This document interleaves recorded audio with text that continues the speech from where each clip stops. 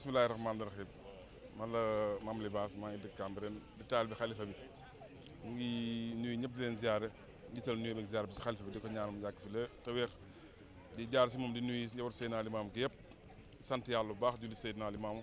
nekk ci mbégte mi di waajal wooteb Seydina Limaamu alayhi salaatu wasalaam mi nga xamante ni amuñu ku dul moom taxaw ak sama wet Serigne Ndong mu nekk Cambérène de am fi taxawaay bu am solo ñu ànd tey jii ñëw fii pour mën a taxaw appel bi waajal wooteb Seydina Limaamu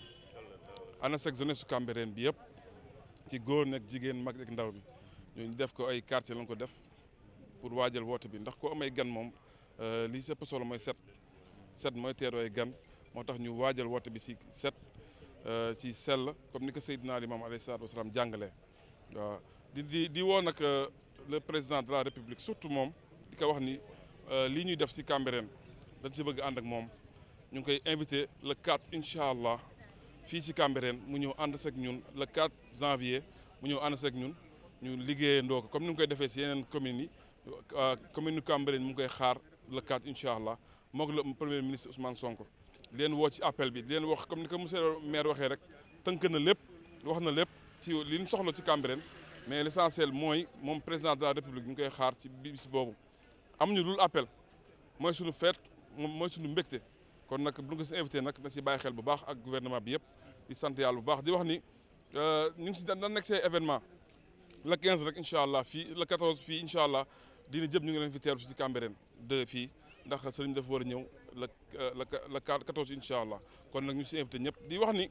le 15 ñu ngi jëm fële ci Tali Ndiaga Mbaye fa la ñuy defee set sal bi incha allah bu ñu fa jugee le 4 ñu di xaar président de la république fii ci Cambérène bu ñu fa jugee le 5 dem jàmmalaay Seydina Issa Rouhou Laye fi gan yi nekk ñu waajal ko bu ñu fa jugee le 17 incha allah ñu ngi dem jàmm gën bu ñu fa jugee beneen kii bi fi ñuy tëjee mooy le 26 fii ci Cambérène général kon nag loolu am solo la di ci bàyyiloo xel bu baax membre gouvernement bi yëpp di wax ni ay ndaw lan yoo xam te ne dañoo nekk si dëkk bi am taxawaay ëmb association Cambérène yëpp gi lenn kase muy liggéeyal dëkk bi liggéeyal Seydina Issa Rouhou Laye ndax fii nag mooy teeru gan yi mooy ubbi gan yi fii la appel bi ubbeekoo te ku bi appel Cambérène nag war na mën am lépp kon nag ñu ngi ciy bàyyiloo xel ñëpp di si woo ñëpp góor ak jigéen mag ndaw muy bis yu am solo yooyu wasalaamualeykum wa rahmatullahi taala wa barakatuh jërë ngeen jëf laay. Je tiens d'abord à rendre grâce à Allah subhanahu wa ta'ala, à renouveler nos prières et salutations sur le prophète Mohammed, à passer nos salutations distinguées, nos ziyaras au khalife général des Layènes, Mouhamadou Makhtar Laye, à sa famille, à l'ensemble des notabilités de Cambérène, en commençant par le chef de village, les délégués de quartier, les notabilités qui sont dans les différents quartiers. Je salue aussi pour l'occasion la commune de Cambérène, les adjoints au maire sont là, les conseillers municipaux. C'est vraiment un jour particulier, vous l'avez senti avec toute la population de Cambérène dans ces différents compartiments pour célébrer ce qu'on a convenu d'appeler le programme Wadjal Appel Bi.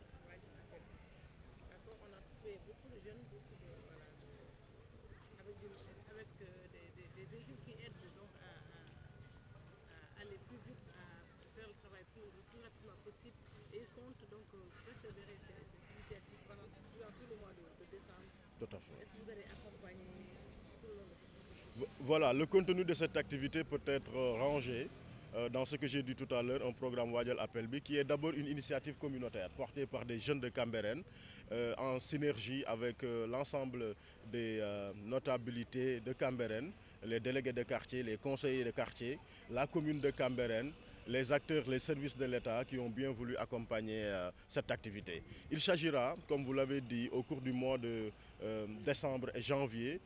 les différents week-ends qui vont précéder l'appel, de tenir des activités d'investissement humain, des activités de set-setal qui vont permettre à toute la population de Cambérène de sortir. Comme vous l'avez vu, on est aujourd'hui à Cambérène 2, on sera prochainement dans les autres quartiers de Cambérène pour nettoyer, pour désensabler, pour désencombrer, afin que Cambérène puisse véritablement porter peau neuve et que les pèlerins qui sont attendus dans l'appel puissent venir dans les meilleures conditions. En tout cas, c'est ce que nous réunit aujourd'hui et nous tenons vraiment à saluer la présence de toutes les populations, mais surtout à encourager et féliciter ceux qui ont eu l'initiative au départ. La mairie sera totalement en phase avec les services de l'État pour accompagner ce programme Wadjal Appel Bi. Justement, ça rentre dans le cadre du programme chef de l'État, Tout à fait. Oui, ça rentre dans ce cadre, bien sûr. Nous profitons de l'occasion pour, encore une fois, féliciter le président pour cette vision qu'il a du Sénégal. Les Cleaning Day, je pense que c'est une façon pour lui de pousser tout le monde, hommes comme femmes, à s'approprier de la politique, des nouvelles politiques et qui ont donné un accent particulier à l'environnement et au cadre de vie. Donc nous venons, nous autres institutions municipales, avec les populations, donner du poids justement à cette initiative Setal Sunu Réew. Et je pense que Cambérène fait partie aujourd'hui des communes dans la région de Dakar qui se meut à chaque premier samedi de chaque mois. Et nous comptons justement accompagner ce programme, y convier les populations pour que cette vision soit concrétisée. Je tenais peut-être avant de passer en Wolof aussi à passer les doléances de Cambérène parce que c'est une occasion qui nous est donnée de parler de l'appel et des préoccupations. Cambérène va héberger les pèlerins au premier jour et d'ailleurs une bonne partie au deuxième jour de l'appel. Ce sera le 30 et le 31. Donc le 30 ce sera à Cambérène, mais Cambérène souhaiterait passer un message à travers son maire. C'est les préoccupations de Cambérène concernant l'assainissement de Cambérène qui traîne depuis presque 10 ans. Nous souhaitons, dans le cadre du Jubal Jubanti, c'est vraiment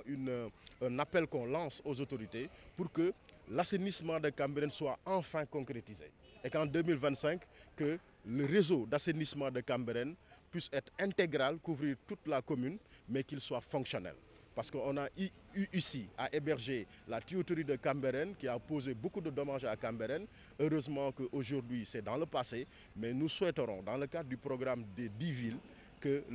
l'assainissement soit acquis. Parce que c'est véritablement un cri de cœur, c'est ce que toute la population réclame et nous profitons de l'occasion et dans le cadre de la préparation de l'appel pour encore une fois poser cette doléance sur la table des autorités. Une autre préoccupation, c'est le stade de Cambérène qui nous tient à cœur parce que comme vous le savez, dans le cadre des JOJ 2026, Cambérène compte jouer un plein rôle, un rôle important. Et il y a le projet de la construction du stade qui a démarré, mais quand même qu'il faut le dire, qui connaît des retards. Donc nous profitons aussi de l'occasion pour lancer un appel pour que le stade de Cambérène soit concrétisé d'ici 2026 pour permettre à la jeunesse de Cambérène et aux populations environnantes de bien profiter de cette infrastructure.